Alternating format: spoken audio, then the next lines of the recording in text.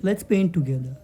So, today we are going to draw my favorite character from My Hero Academia on this cute little canvas that I got from Grandink. First thing we'll do, we'll break down the character into simple shapes. We'll take the center of the canvas according to the lines and start sketching it. This is one of the most important part of any drawing and sketch.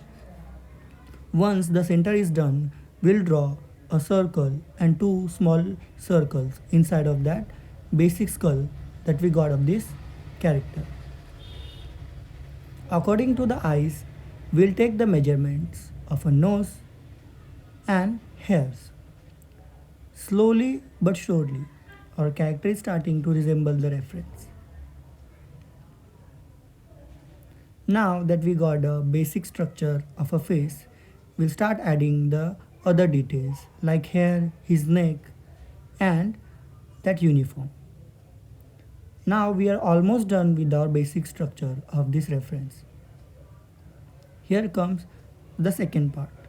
We'll use a clay eraser to erase the rough sketch.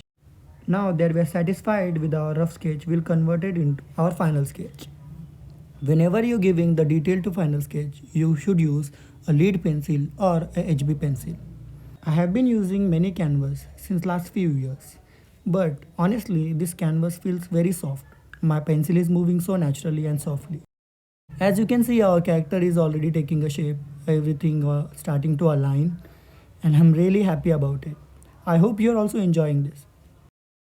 Now comes my favorite part, coloring. But before adding the colors, we are giving an undertone of warm white color. The reason is, if we add a warm white color on the background, then whole focus will be on our character. For the undertone, I am using a flat brush, number 5, and bit of water, lot of white color and bit of yellow color. Now our undertone is almost done. So first thing I'm doing is I'm giving a white color to the eyes. Then I'm using 3 different colors for the eye details, dark green, light green and bit of yellow. As you can see, our eyes is already looking like they are glittering. Now comes the skin color part. But before giving the skin colors, we are giving an outline to eyes. So it will be easier for us to understand on which area and which part we have to apply the skin color. Whenever you're creating a skin color, you should always use a brown, yellow and little bit of red and lot of white. White you should use according to your the skin tone you're using for the character. Here I have used lot of white, a bit of yellow and a little bit of red to give that pinkish skin tone.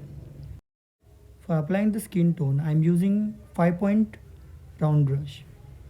Now that our skin tone is almost done, we will be moving on to the next part, hairs. But before coloring the hairs, we are going to add hair details or hair outlines with the dark black color. The reason why I am doing this is because of this outline, it will be easier to understand on which areas I have to apply the dark black color.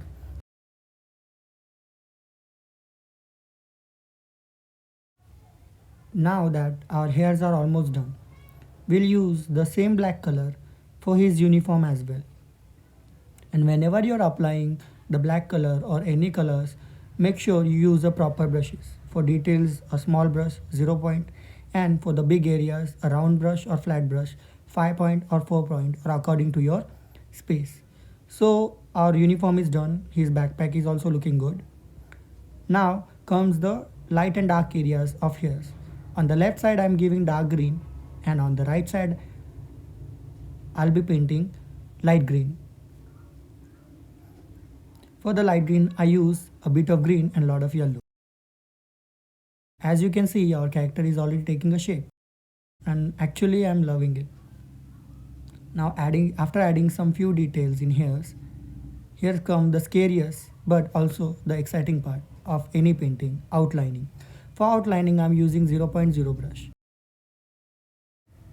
Our painting and the reference looking exactly alike. Thank you for being there for this art journey.